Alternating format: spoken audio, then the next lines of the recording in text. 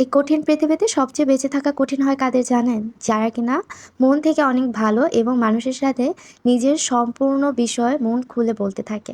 তাদের বেঁচে থাকাটা বর্তমান যুগে বেশ কঠিন হয়ে যায়। কখনো কারোর সাথে অতিরিক্ত সম্মানের স্বরে কথা বলতে হয় না। আমি খেয়াল করে দেখেছি, যে মানুষগুলোর সাথে আমরা সম্মান দেই সেই মানুষগুলোই পরবর্তীতে আমাদেরকে অপমান করতে শুরু করে।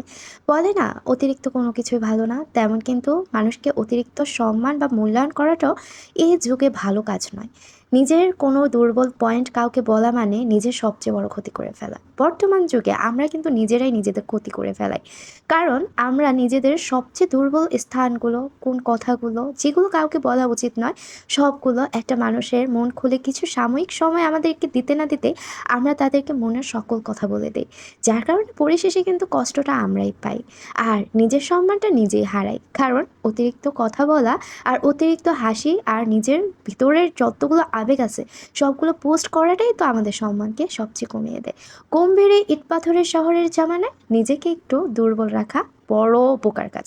কারণ এই ইট পাথরের জমানায় মানুষের মনগুলো ইট পাথরের মতো হয়ে গেছে। রাস্তাঘাটে যত যানজট আমরা দেখতে পাই, ততটার চেয়েও বেশি যানজট মানুষের অন্তরে হয়ে গিয়েছে। মানুষকে কখনো সহজ সরল ভাববেন না, কাউকে প্রয়োজনের বাইরে সম্মান করবেন না, নিজের দুর্বল কথাগুলো কখনোই কাউকে বলবেন না।